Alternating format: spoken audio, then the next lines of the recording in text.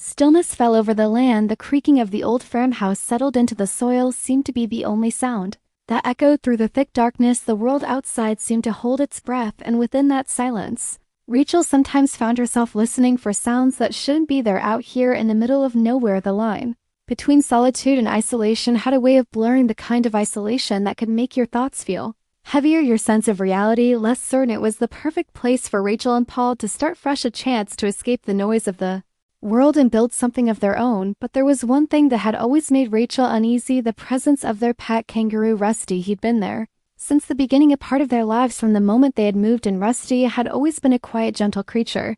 Slow-moving, docile, he was often found near the barn, standing still, gazing at the farmhouse with an intensity that seemed out of place. At first, Rachel thought it was just her imagination, or maybe the animal was simply curious, but over time she began to notice how he lingered in the same spot, his eyes fixed on the house as if he were waiting for something. His gaze never wavered, and it made Rachel feel uneasy. He would be there in the early morning hours when the fog still clung to the ground and the birds hadn't yet begun their chorus, and then at night when the dark seemed to stretch endlessly across the land, he would reappear, his outline barely visible in the dim light, standing motionless, watching. The first few times she brushed it off, convinced that she was reading too much into it. After all, kangaroos weren't known for their social nature. Maybe it was just a strange quirk of his, some odd habit that didn't make sense to her but meant something entirely different to him. Still, it bothered her the way he stared. It wasn't just that Rusty had a way of standing there for hours as if rooted to the ground. It was the times when Rachel would look out from the kitchen window mid-afternoon and catch him staring at her from across the yard. His stillness would catch her off guard. There was no movement, no sound, just that piercing gaze fixed in her direction, and as soon as she would turn away, distracted by something else, she glanced back only to find him gone, as if he had never been there at all. But she knew better. He hadn't moved. He had just vanished into the shadows. That night, the air felt heavier, thicker. Rachel stood in the kitchen chopping vegetables for dinner when she saw it again. Rusty standing in his usual spot by the barn. She paused, the knife hovering in matter. Something about the way he stood their bath in the pale light of the fading sun seemed different. The air around him felt strangely still. The wind had died down completely, and the world seemed to hold its breath. She didn't move, just stared at him, watching as he remained perfectly still, his head tilted slightly, eyes locked onto the farmhouse. She shook her head, telling herself it was nothing. It was just a kangaroo after all, nothing more. But even as she said that, a chill crept down her spine. She could feel the silence of the evening pressing in around her, almost suffocating. Paul had never mentioned anything unusual about Rusty. He was just a part of the farm, as much a fixture as the barn itself. But Rachel couldn't shake the feeling that something wasn't quite right. There was an odd energy to the place, something she couldn't place, something that unsettled her. Every time she looked out at the fields as the days passed, she tried to ignore the gnawing feeling, telling herself that she was simply being paranoid. But the more she watched Rusty, the more she couldn't escape the sense that something was off. His presence, the way he lingered around the barn, became almost deliberate. It was as if he knew something she didn't. That night, as the wind picked up and the darkness settled across the land, Rachel heard a sound, something faint. At first she froze, listening.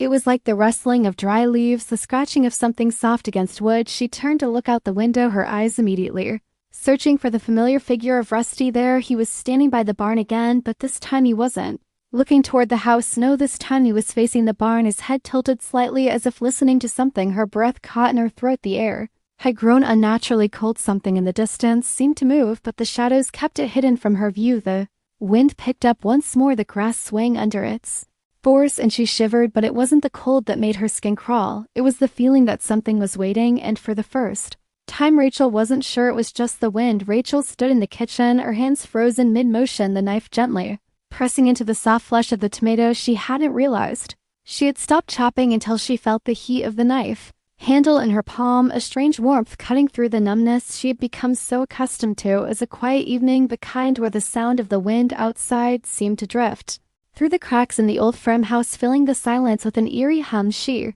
hadn't heard Paul in the house for a while now, and she knew it was time for her to check in on him, but instead her eyes wandered again to the window out to the barn, where she could just barely make out the familiar figure of Rusty. There he was, standing stock still, his thick fur moving in the light breeze as he often did, watching, waiting. His eyes, those strange unblinking eyes, seemed to peer straight through her, as if he knew things about her, things she had never said aloud. She shook her head, forcing herself to look away. It wasn't like her to dwell on such thoughts, but there was something unsettling in the way Rusty watched her, in the way he lingered around the barn, always so far away yet somehow so present.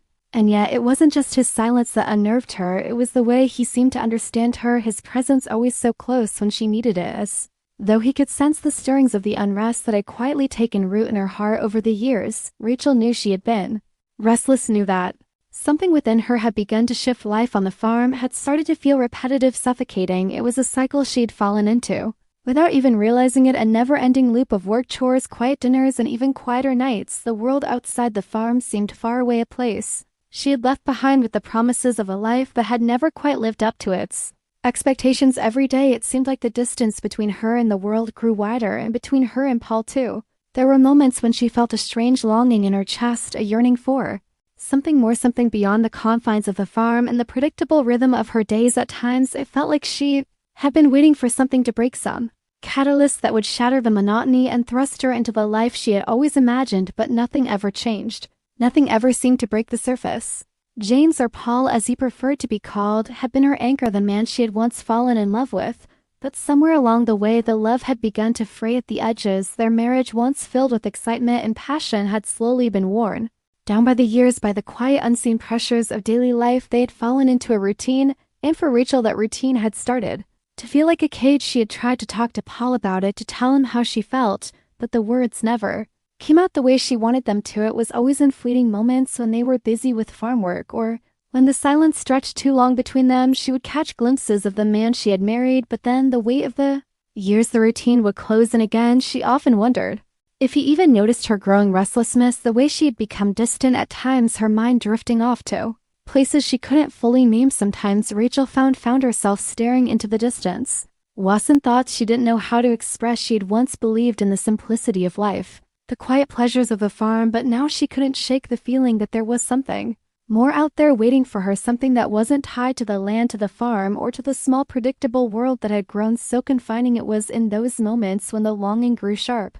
enough to hurt that she would look out at the barn and find Rusty standing there watching her, the way he stood still as stone, as if waiting for something, waiting for her perhaps. And somehow in the presence of that strange creature she felt a sense of calm, like he understood her in a way no one else did. She often wondered if Rusty could sense the unrest that churned within her. He had been there since they first moved in, and though she had never acknowledged it aloud, she had grown attached to him. He was no ordinary Pat. There was something almost unnerving in the way he seemed to track her emotions, as if he could read her thoughts, could feel the tension that tightened her chest when the gateau loneliness crept in. Rusty wasn't like the other animals on the farm. He had always kept his distance, neither friendly nor aggressive, but there was a quiet intelligence in his eyes, an awareness that unsettled Rachel in ways she didn't fully understand. And sometimes when she stood in the kitchen or wandered the yard, she would catch him watching her, his gaze fixed with such intensity that it felt as though he were peering into the depths of her soul. It was a strange bond they shared, one that had begun to unsettle her as much as it comforted her. There were nights when, lying in bed, she would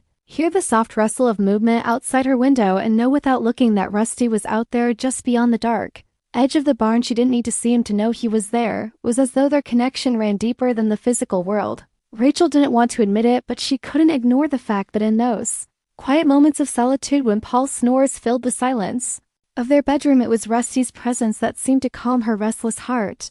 There was something about the way he stood out there watching the house that made her feel less alone in her own skin, but at the same time it made her wonder, what did he know? What was he waiting for? The thought nodded her, but she buried it deep down. It was probably nothing, just her imagination running wild in the quiet of the night. She couldn't afford to dwell on it. After all, there was work to be done, a life to be lived, and a husband who still loved her in his quiet, steady way. But there were times when the wind held through the trees and the night stretched out endlessly before her, that Rachel found herself wishing for something else, something more than the life she had settled into. And somewhere in the deep recesses of her mind she wondered if Rusty was the only one who truly understood. Rachel had always loved the barn. It had a strange quiet charm about it, hidden away from the house, tucked just beyond the line of tall wind-blown grasses. The faint scent of hay and old wood seemed to hang in the fall air, mixing with the earthy smell of the fields that stretched lessly around her. But lately something about the barn had begun to feel different. A strange pull had taken hold of her, a pull that called her to the barn night after night, drawing her away from the house with an ouse, with an A, drilled of her, a pull that called her to the barn night after night, drawing her away from the house, with an house, with an house, with an house, with an hand almost magnetic force. She had no real reason to go. The chores were done, the animals tended to, but still she found herself Walking there in the deepening twilight, the path beneath her feet soft and dark with the fall of evening. Sometimes she would stand there at the entrance for moments just staring into the dimness. Within the quiet hum of the night seemed to get louder in those moments, a sound that filled her ears and made her heart beat faster. It was on these nights when the world around her was hushed that Rachel felt something she couldn't explain. It was as though the barn itself was waiting for her, like an old friend who had been left in the shadows.